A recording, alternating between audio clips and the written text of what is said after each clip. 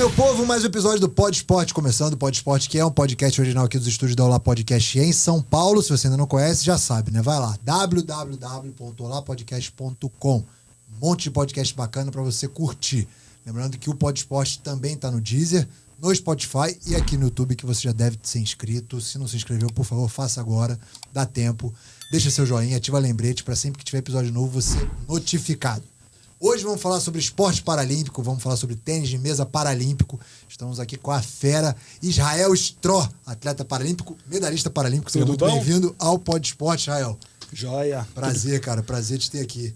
E aí, a gente está gravando hoje no dia 6, vai ao ar, você já vai ter sido medalhista para Pan-Americano. Opa, vai ser?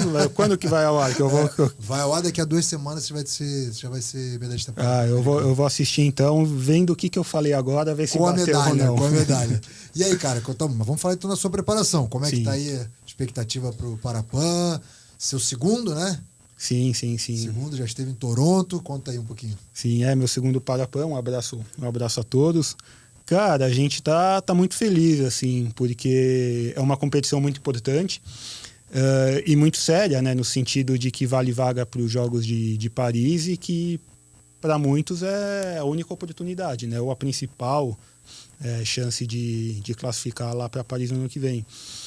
E a gente não consegue curtir tantos jogos, né? A gente joga pressionado, joga nervoso, joga com uma carga de pressão, que é natural do esporte.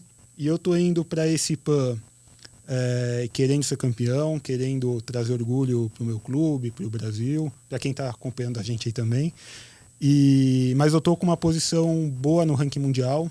Como é que você falou que valia vaga para os Jogos Paralímpicos? Sim. Como é que funciona a classificação para os Jogos Paralímpicos de Paris? Tem um ranking e aí conta pontos para Pan-Americano? Como é que funciona? Sim, cada classe, né, tem um número X de vagas. Na minha classe, a classe 7, são 16 vagas. Então, são 7 vagas pelo ranking mundial, os 5 campeões continentais, no caso, o Parapan aqui da América. Tem 2 vagas pelo ranking de dupla, uma seletiva lá, que é um campeonato, todo mundo que ficou fora vai se matar lá, solta da jaula lá para pegar uma vaga. E ainda tem uma vaga de convite, né? Que aí é loteria, né? Pode ir para qualquer um. Hoje eu sou o 5º colocado no ranking mundial. Eu falei que são 7 vagas, mas os campeões continentais, se estiverem nessa zona de classificação, vai abrindo vagas. O vice-campeão para Pan-Americano, porque você vai ser campeão. Não para o vice-campeão, mas a ganhar vaga para o ranking mundial. Então, são hoje 7, né, pelo ranking mundial, só que o campeão europeu, o primeiro do mundo, abre vaga para o 8º, o campeão asiático, 2 do mundo, abre vaga para o 9º, e o africano, o 4º, abre vaga para o 10º. Caso eu vença o Pan-Americano, abre para o 11º também. Entendi. Ainda tem 2 vagas pelo ranking de dupla. Hoje eu sou o 3º do mundo, mas se precisasse teria a primeira vaga disponível. Mas a gente quer ganhar esse Pan-Americano aí. A gente quer... eu quero o título da América, eu quero ter esse prazer, eu quero ter isso no currículo. Quero trazer essa marca, né, hebraica para o meu clube. Acho que o pessoal vai ficar bastante feliz também. Com certeza absoluta. Então, em Toronto, que colocação você ficou? Toronto eu fiquei em segundo. Toronto eu fiquei em segundo. Foi uma competição boa até. Perdi 3-2 a final. Eu em Toronto, podia ter perdido mesmo sem essa competição. Mas em Toronto eu tive uma lesão em abril que eu fiquei praticamente 3 meses sem conseguir andar. Minha lombar travou.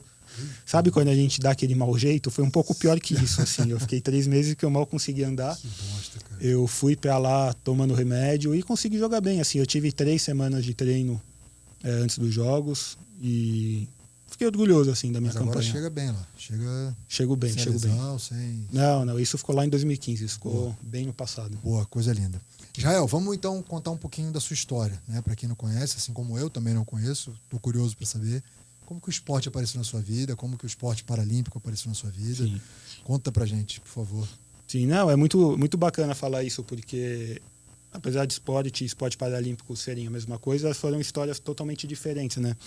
Comigo, eu comecei no tênis de mesa, provavelmente como todo mundo aí já brincou, você provavelmente aí na sua infância, na sua adolescência. Ping-pong, já. Não, mas é a mesma coisa. Tem aquele pessoal... Tem a galera que não gosta, né? Não. É a mesma coisa. A mesma coisa que jogar uma pelada na praia e jogar futebol. É tudo futebol.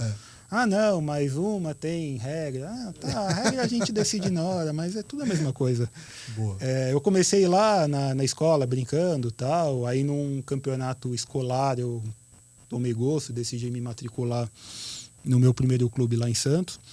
E joguei, eu competia com pessoas sem deficiência, né? E até que eu fiz faculdade, eu era bem dedicado, assim, eu não era um jogador de currículo relevante, né, entre os convencionais, mas eu era muito dedicado, assim, eu tinha a rotina de um deles, assim, eu era aquele iludido, assim, que acreditava que uma hora ia ganhar entre eles. Sonhador. Ah, não, mas não deu certo, assim, lá no Olímpico, né, falando com o pessoal sem deficiência, acho que eu me iludi um pouco, assim. Mas eu me dediquei bastante, assim, eu tive uma rotina, uma disciplina que foi muito relevante, muito importante. Fiz faculdade, me formei em jornalismo, tive alguns estágios, alguns trabalhos. Num dos trabalhos onde eu já havia sido estagiário, antes de me formar, eu recebi uma proposta de emprego para preencher as cotas PCD. A entrevistadora da RH, muito respeitosa, tal, fala assim, ó, a gente, né, quando você estagiou aqui, a gente lembra como você andava, e talvez você tenha uma condição de preencher uma vaga, mesmo não sendo nada grave, não precisa ser grave e tal.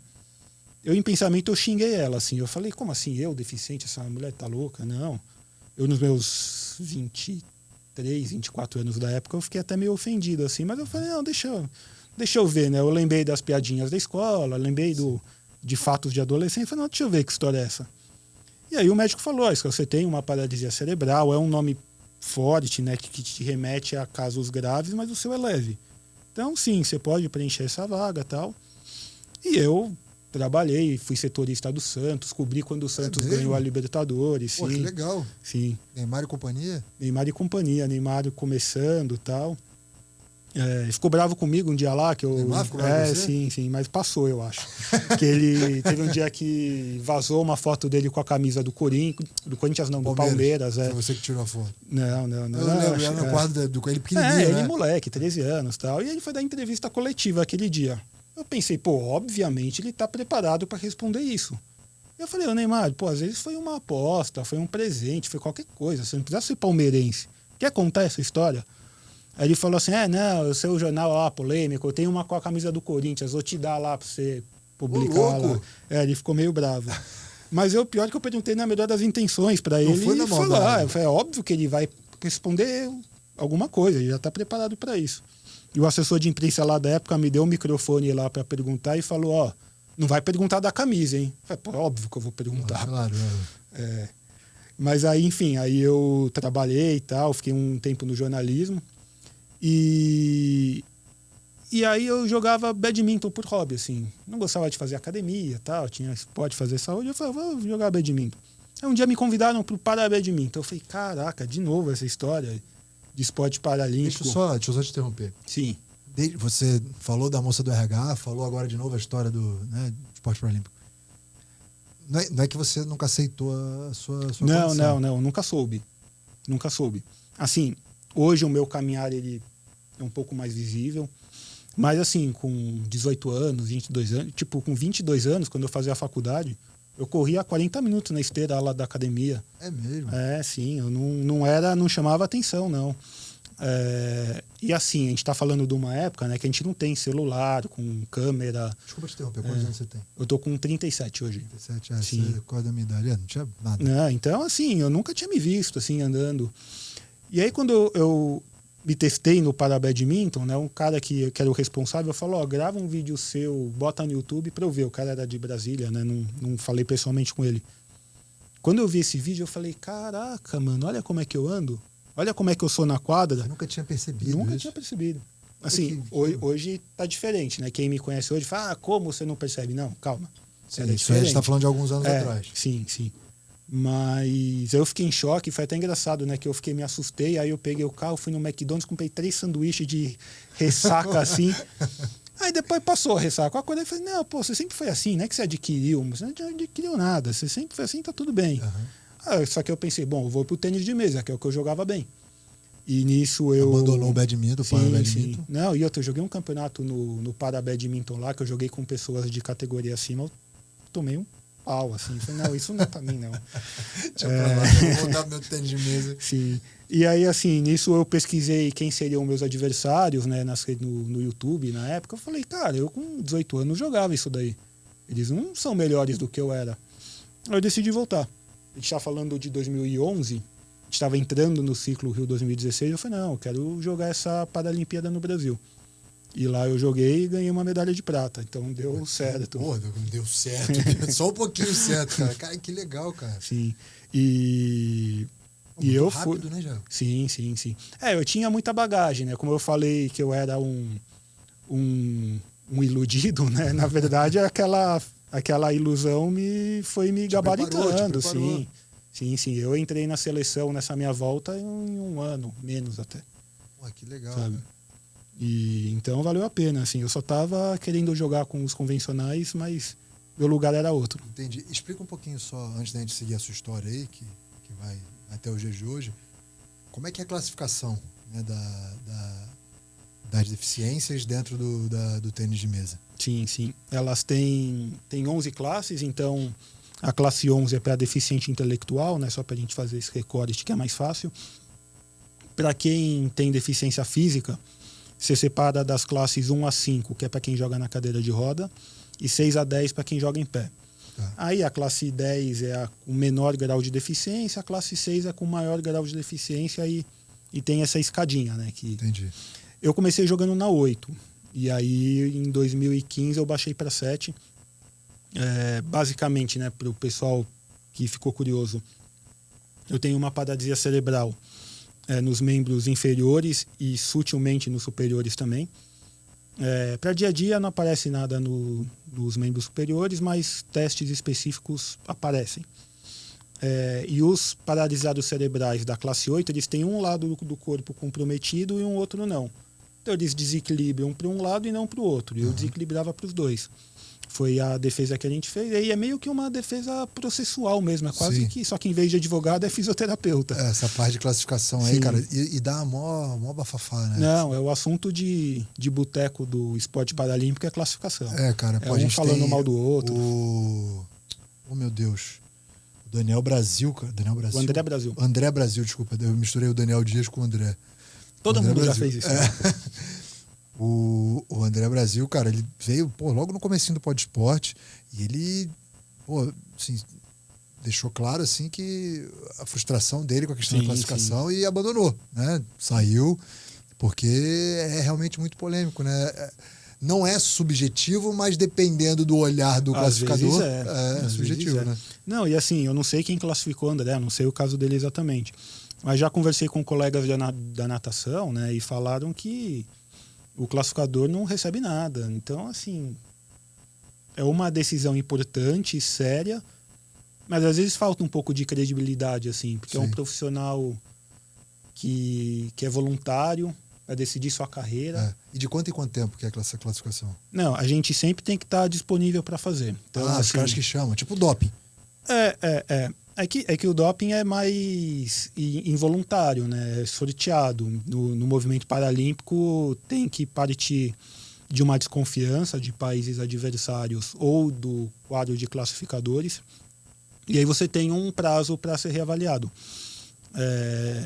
E é complicado, porque é um assunto que fica nos bastidores de competição. Toda a classe sempre tem um jogador, um atleta que se desconfia. Algumas vezes ele muda de classe, outras não. Por exemplo, no Mundial do ano passado, eu caí nas quartas de final a um passinho da medalha. Um jogador que hoje é classe 8. Entendi. Então, assim, um jogador que se discutiu, se reavaliou e se mudou de classe. Você perdeu para um cara que, em teoria, teve vantagem, vamos dizer assim, sobre você. Sim. Cara, é muito difícil essa história de classificação de esporte paralímpico. Eu não sei se tem solução, tá? Também não sei se a comunidade discute isso, e qual é a solução para, talvez seja profissionalizar esses avaliadores. Sim. Talvez seja não, isso. E assim, às vezes não é nem que haja erro na classificação. Esse meu adversário, por exemplo, ele foi avaliado com 16, 17 anos, era moleque. Aí cresceu, ficou forte, fez academia, ficou bom e mudou a função dele. Sim. Tá errado? Talvez pudesse fazer mais rápido para não me tirar do Mundial. Talvez colaborar sim. com a gente, né? Mas faz parte, né, do movimento, assim. Por exemplo, eu depois da medalha no Rio fui reavaliado. Fui reavaliado e mantido na classe 7. Sempre que tem uma medalha, assim, mas campeão, rola alguém falou de mim no boteco, né? assim. Entendi. De algum país meu nome rodou aí. Não gostaram muito da sua medalha. Sim, Tá, então vamos voltar aí para nossa linha do tempo. E aí você é medalha de prata no Rio. E aí, como é que foi a história da pandemia para você? Porque já teve atleta e atleta paralímpico aqui que pô, falou, eu tava muito bem preparado, ia chegar em Tóquio voando, e veio a pandemia e broxou tudo, tive que refazer planejamento, cronograma, periodização e tal.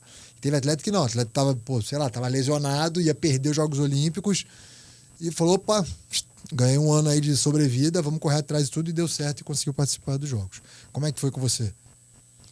Comigo acho que não aconteceu nada muito relevante, não, porque eu fiz um 2019 muito bom, eu joguei 3 torneios internacionais, fiz 3 finais. Aí você não foi para Lima, né, que você falou, porque sim, abdicou da... Sim, tanto que eu estava na posição de ranking mundial que me permitiu abrir mão dessa possibilidade de vaga.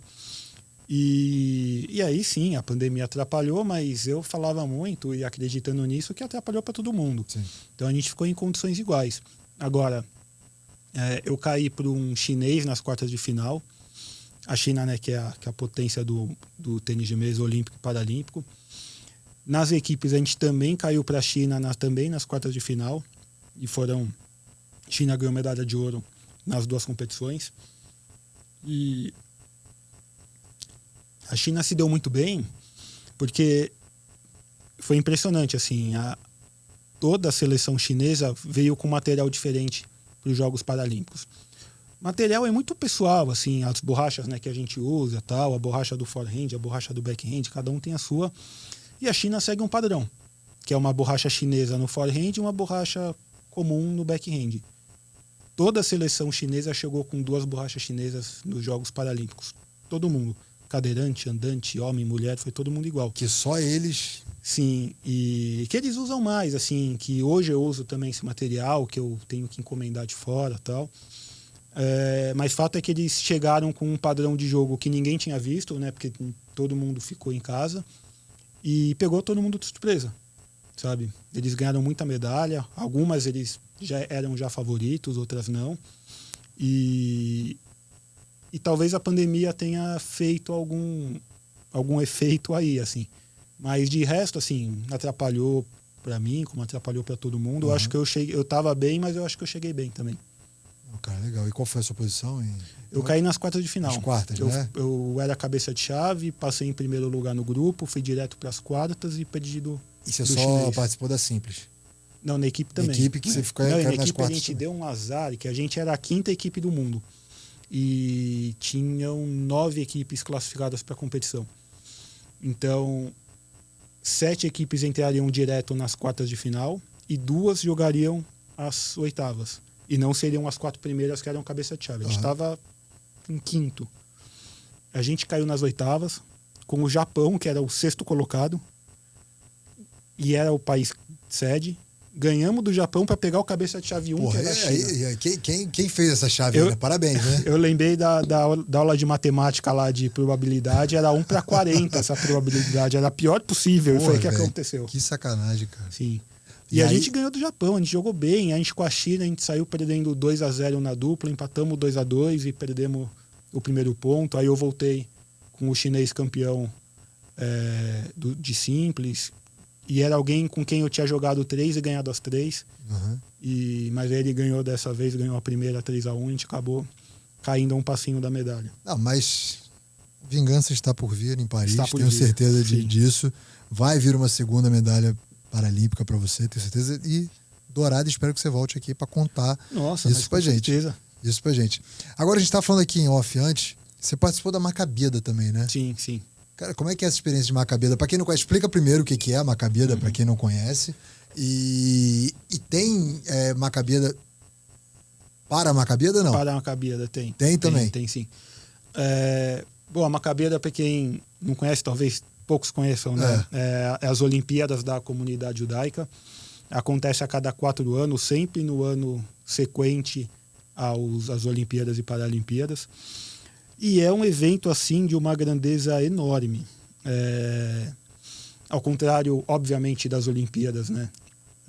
Tem as competições profissionais ou principais, mas tem também as categorias de base, as categorias de veterano, de sênior. Então, você coloca o número de inscritos, vai lá para cima, assim. É uma competição que mexe muito com Israel. Cerimônia de abertura, estava até o presidente dos Estados Unidos, o Joe Biden, botou o bonezinho da delegação dos Estados Unidos. Um estádio lotado, e aí eu estou falando do estádio de Jerusalém, chutando umas 40 mil pessoas. E é muito bacana, porque você faz um evento olímpico, né? De uma comunidade. Então tem uma repercussão mundial, mas é uma repercussão fragmentada, né? Falando basicamente, né, mexe com a comunidade judaica e tal, mas é um evento muito grande, com tabelas grandes. No caso do tênis de mesa, com competição paralímpica também. Acho que a natação também tem paralímpico e mais alguma outra que eu não me lembro. Atletismo, talvez? Talvez. É porque eu sei da natação, porque a delegação de Israel é grande, assim, então tem quórum para competir. Agora, atletismo eu não sei. Mas é muito bonito, assim, porque a gente tem a oportunidade de se relacionar com a comunidade judaica do mundo inteiro. E me chamou muita atenção, isso eu não falei em off, que muitos judeus do mundo inteiro me conheciam e ou me acompanhavam ou já tinham alguma referência minha, e foi muito bacana ter esse compromisso de jogar pelo Brasil, obviamente, mas também pela comunidade judaica e não só do Brasil, sabe? Joguei com jogadores veteranos do Peru e falei, não, pô, eu sei quem é você, que legal, eu te acompanho. A delegação de Israel, a gente já tem algum contato, pelo menos os Paralímpicos, mas aconteceu muito de eu ser abordado, assim, por pessoas, por países que eu nem desconfiava, assim, que eu poderia ter uma repercussão. Então isso faz com que eu carregue, obviamente, de novo a bandeira de Israel, a bandeira do Brasil, mas também a bandeira de Israel, assim, tanto pelo país, né, mas principalmente por ser uma simbologia da comunidade judaica. Pô, muito massa, cara. E aí só participa quem é judeu? Olha, ou não necessariamente existem convidados? Não necessariamente. Assim, a delegação do Brasil tem não-judeus que participam. E não é uma regra, né? Porque, assim, é um evento da comunidade judaica que é aberto também para não-judeus.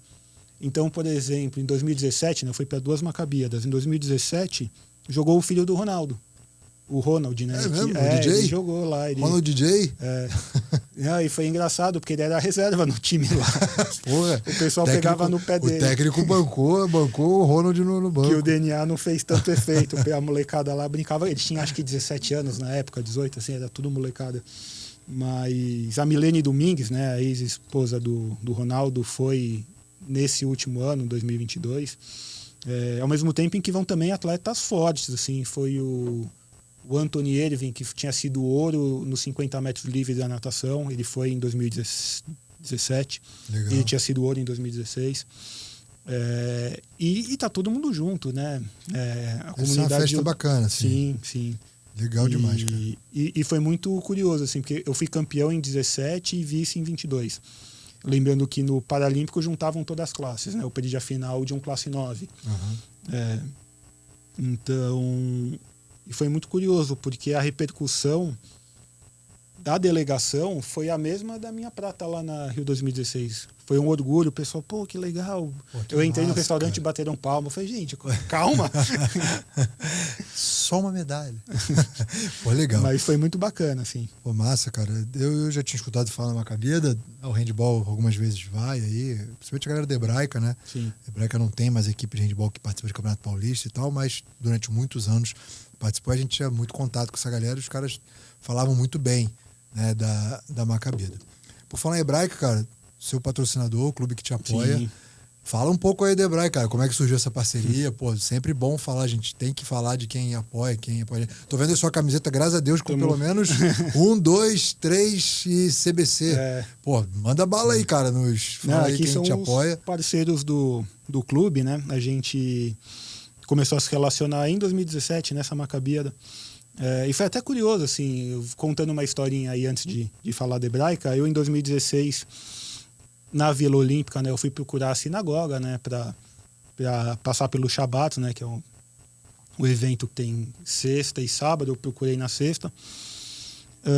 Acabou não tendo o evento, tal, o rabino não estava lá e acabei, né, conversando com ele e tal. E, por coincidência, o responsável do centro ecumênico lá da Vila Olímpica era judeu. Ele falou para mim, se você ganhar uma medalha, vamos no próximo Shabat? Eu falei, não, pô, vamos se não ganhar, imagina, se ganhar. Não, vamos, me leva lá que eu vou, tal. E eu fui com a medalha. E aí eu acabei lá conhecendo representantes, né, da Maccabi Brasil do Rio de Janeiro, que acabaram me levando, né, para as Maccabidas, e nas Maccabidas eu conheci a Hebraica. Entendi. Conheci a Hebraica não, né? Eu já conheci a Hebraica, já tinha frequentado algumas vezes. Fiz o contato. Sim, mas eu comecei a me relacionar com a diretoria da Hebraica. Legal, cara. E, pô, bacana ver a Hebraica apoiando assim, sim. algum esporte. Não é muito, né, a característica da Hebraica de apoiar os esportes de alto rendimento e tal, mas, pô, que bom que tem essa chaminha ali, né? Sim, não. De alguns esportes, esporte paralímpico principalmente. Pô, que bacana, cara. Sim. Não, a Hebraica, né, muita gente até confunde, né? Fala, não, é um clube de judeu. É claro, né, que a Hebraica é majoritariamente formado por uma comunidade judaica, só que assim, a Hebraica tem 18 mil sócios. Eu acho que... É enorme, cara. Eu acho que não tem 18 mil judeus em São Paulo. Então, acho que nem se todo mundo fosse sócio da Hebraica, acho que daria o número de sócios hoje. Assim. Então, é um clube de judeus, não judeus. O judeu tem muito esse princípio, né, acolhedor, embora com essas discussões de guerra, alguns falem o contrário e tal. Mas o judeu é acolhedor, o judeu ele quer trazer pessoas para si. A Hebraica é isso, a Hebraica é um clube de judeus, não judeus, atletas, não atletas, profissionais ou não. Tanto que nas equipes, né, de esporte da Hebraica tem não judeus, tem não sócios, né? Então tem de todo mundo lá e tem atividades culturais, turísticas, é uma mini cidade hebraica. E você treina lá? Não, eu treino no Centro Paralímpico, né? Eu treino com a seleção brasileira. Ali na Imigrante. Na Imigrante, sim. E eu tenho atividades frequentes na Hebraica, assim. Eu tô lá algumas vezes. Pô, cara, o ginásio, cara, a quadra ali, cara, uma das melhores de São Paulo, com certeza absoluta. Cara. Eu já ouvi falar isso também das quadras de tênis. Eu não conheço, nunca fui pra lá, mas nunca fui nas quadras de tênis mais pra dentro ali, mas o ginásio ali, cara, o piso, pelo amor de Deus. Sim. Não, e assim, o tênis de mesa lá melhorou, tá um espaço bacana, tá um piso bom, tem ar-condicionado lá, que é onde a gente tem no ar-condicionado. Que maravilha. Dá uma inveja. Inveja não, porque no Centro Paralímpico também tem, a gente tá muito mal acostumado, mas eu acho que são os únicos 2 lugares com ar-condicionado do Brasil. São e que bom que são os 2 que você possivelmente treina, né? Então você é o privilegiado. Que eu continue mal acostumado. Mas é muito bacana, assim. E é uma comunicação muito boa, né, que eu consigo fazer com a Hebraica. Até curiosamente, meu nome é Israel, né? Até que meus pais me fizeram um papel aí nessa ajudaram comunicação. Sem querer. Sim. E eu represento aí, né, a comunidade judaica do Brasil, muito por essa apresentação que a Hebraica fez. E algo que me orgulha muito, assim. Eu fiz outros relatos, né, de repercussões que eu tive com a comunidade judaica do mundo. É algo que me engrandece, é algo que faz essa correria, essa loucura aí valer a pena. Eu estava no treino hoje, assim, eu tô até com o cabelo meio suado, não reparem, eu vou tomar banho depois, assim, eu tava treinando. Você tá super bem, cara. E essa loucura eu faço com orgulho muito por essas 2 bandeiras que eu carrego. Pô, que legal, cara. Jael, deixa eu te perguntar, cara, como é que é a competição interna? Como é que funcionam os campeonatos no Brasil? Existem? Tem muitos praticantes? Não? Putz, a gente precisa de mais gente praticando. Como é que hoje é o cenário do tênis de mesa paralímpico? Cara, é muito bacana essa pergunta, né? Eu fiz o relato, né, de quando eu comecei a jogar e tal.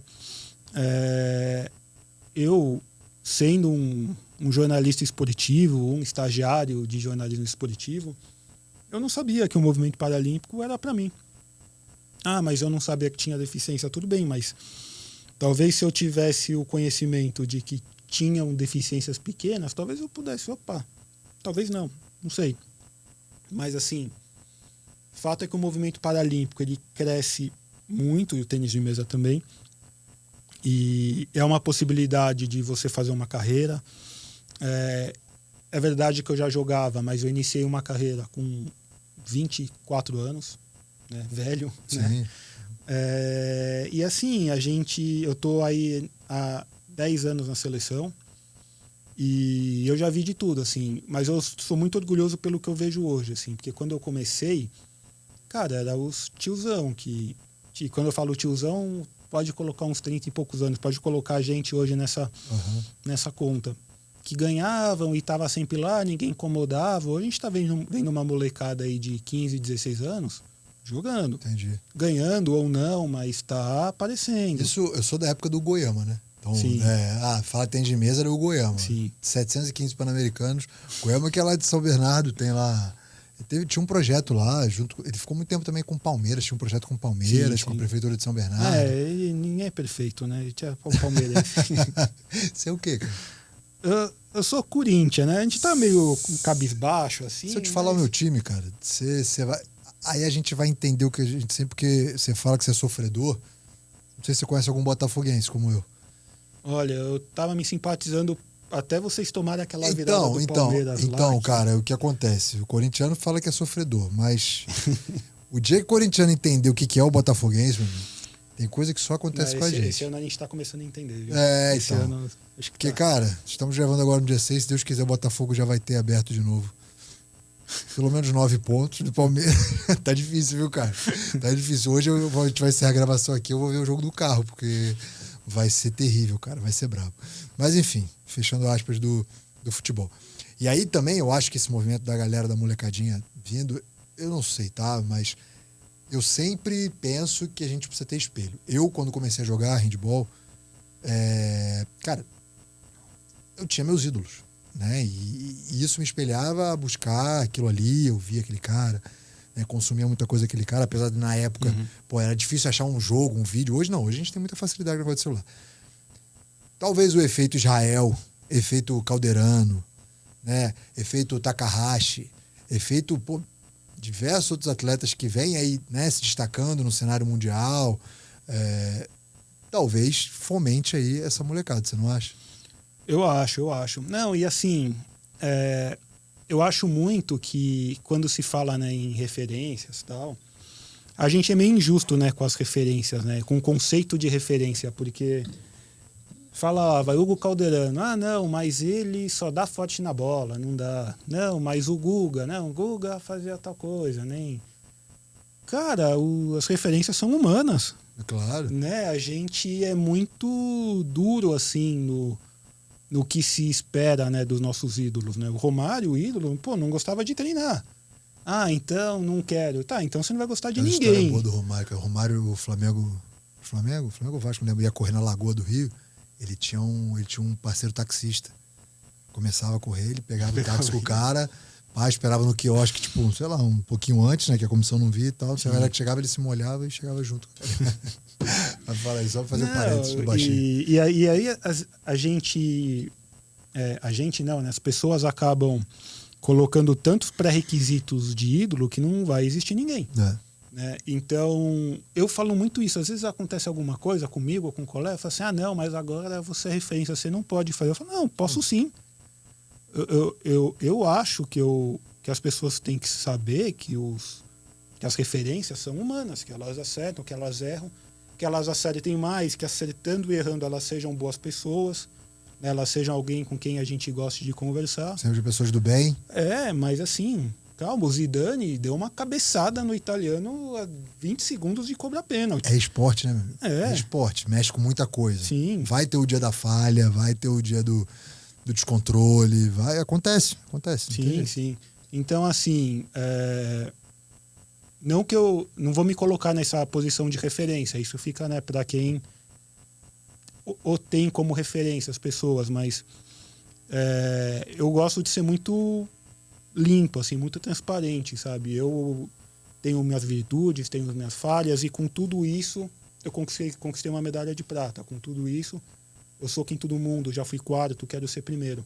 E eu acho importante que esse valor seja muito claro, porque a perfeição não existe. Então, esse exemplo de atleta ídolo que não erra também não existe. Não, né? Claro que não. E hoje, com rede social, a gente coloca lá o que a gente quer, a gente tenta desenhar essa perfeição.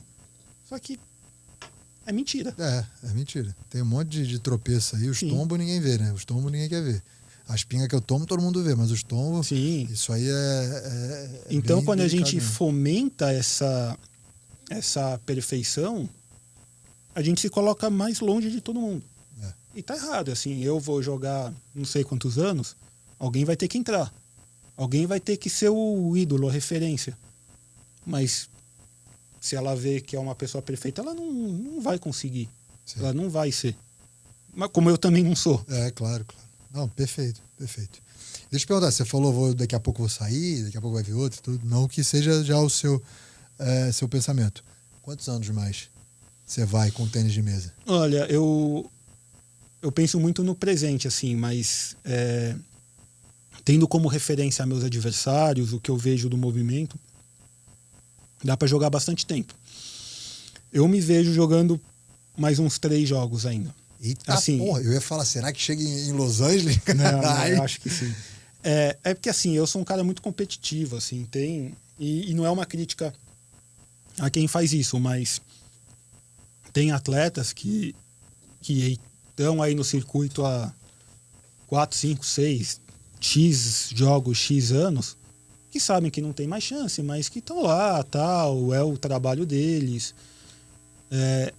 Eu tô no esporte, eu treino, eu sinto dor porque eu acho que dá para ganhar. Eu acho que dá para ser campeão. Eu acho que mais 3 jogos dá para. Eu já vi finalistas paralímpicos de tênis de mesa com 50 anos, eu já vi com 58 e em classe 9, em classe alta. Porque o que acontece? Como a gente está falando de esporte paralímpico, de um corpo imperfeito, embora todos os corpos sejam imperfeitos, mas, assim, mas um corpo com deficiência, o auge do corpo também não está lá na frente. O auge do corpo não precisa ter 20 e poucos anos. Então, o auge da forma física não é tão lá na frente em relação ao não auge, em relação a alguém um pouco mais velho. Além do que o tênis de mesa ele tem um sarrafo mais alto assim, em relação à idade. Sarrafo não, né? Sarrafo é uma barreira. Entendi. Você tem uma data, não. Oh, meu Deus, um limite de idade. Sim. Um pouco mais alto. Sim. E, por exemplo, por que eu acho que no futebol o jogador ele para mais cedo? Porque, cara, futebol você joga quarta e domingo, viaja, joga. Minha carreira, assim, eu jogo. Esse ano eu joguei bastante. Eu joguei 6 competições internacionais já, que são os focos. Você treina muito mais que joga. Sim. Então, assim, eu consigo dosar, eu consigo diminuir a carga de treino, eu consigo me preparar para um campeonato em março, um em maio, 2 em agosto. O calendário funciona bonitinho? Não, funciona sim. Nacional ou internacional? Não, internacional, sim. A gente está falando de calendário internacional. Sim. O calendário nacional não tem tanta referência assim pra gente, não muda os nossos planos e tal. A gente joga mais por um compromisso com a confederação, com a hebraica, mas, Entendi. Enfim, o que define a nossa carreira são os compromissos internacionais. E então dá para se moldar.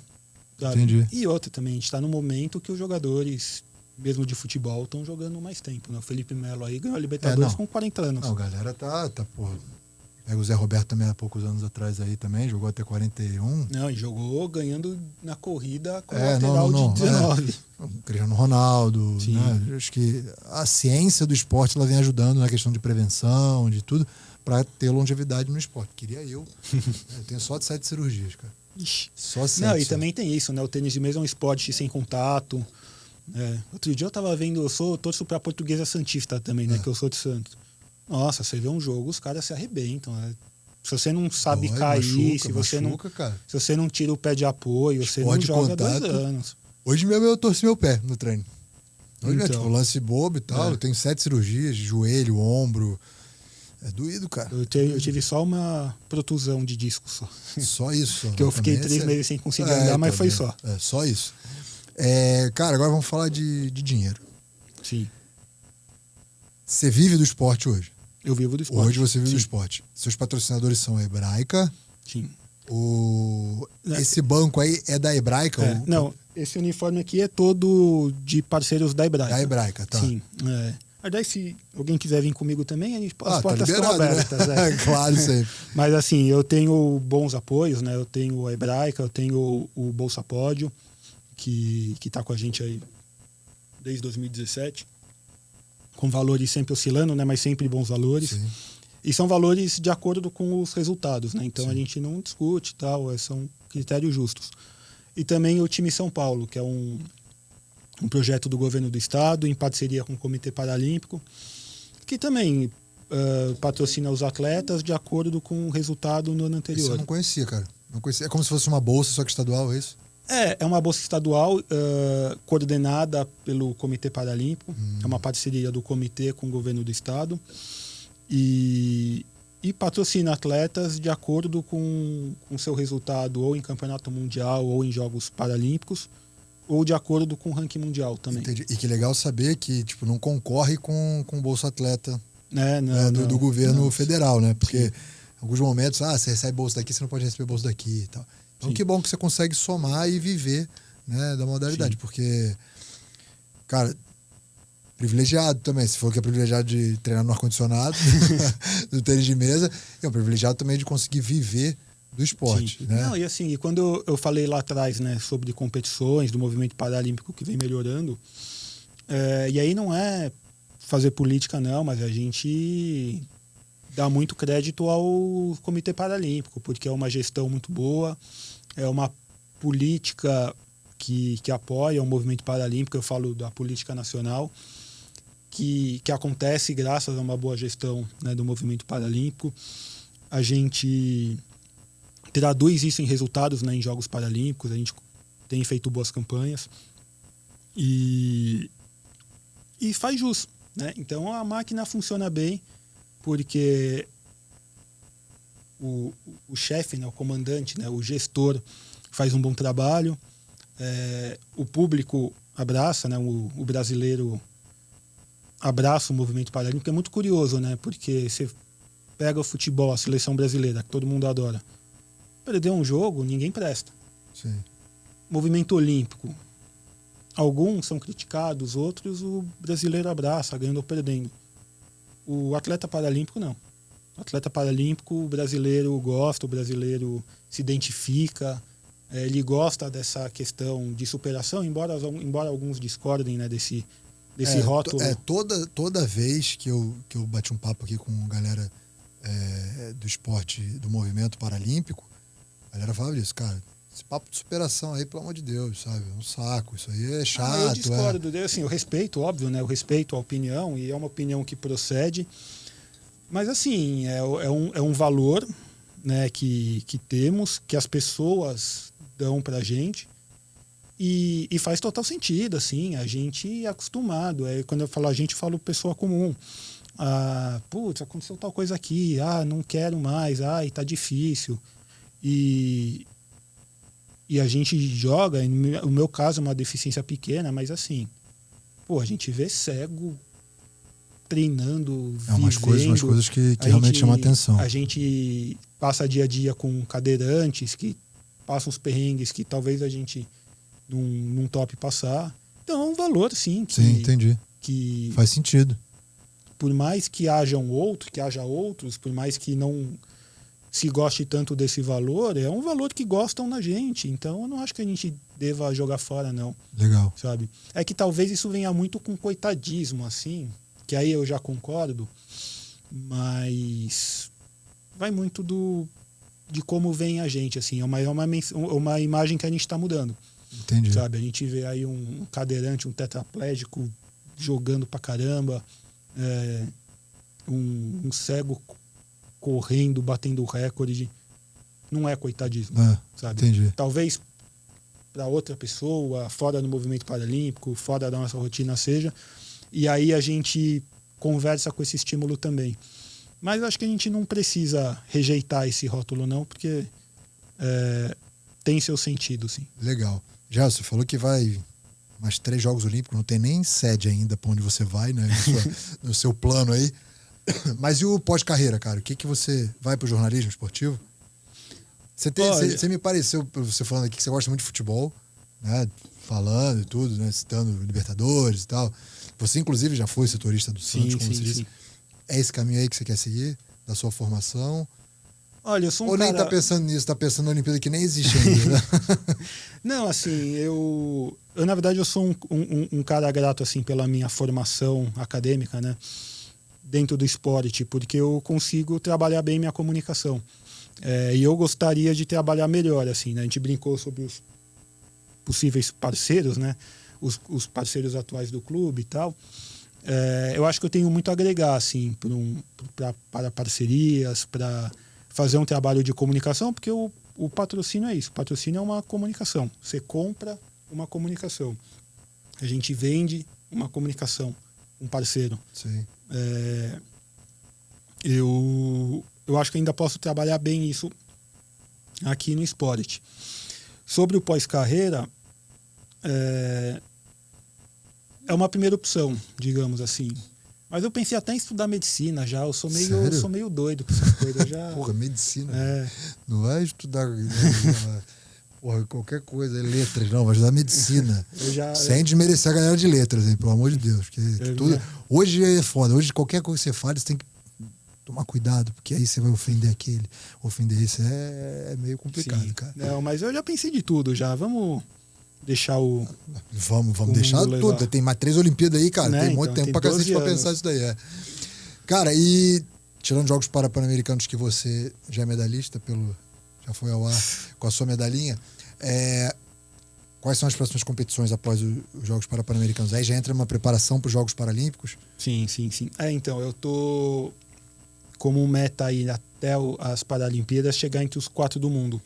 Porque deve ser não, acho que já oficializou, vai ser eliminatória simples, começando nas oitavas de final, então um caminho muito curto, e os 4 primeiros do mundo são cabeças de chave, então eu quero pegar uma dessas posições, sim. Eu era 4º do mundo até mês passado, aí teve o campeonato africano, o egípcio acabou me passando, até uma diferença muito curta ainda. E quando que fecha esse ranking?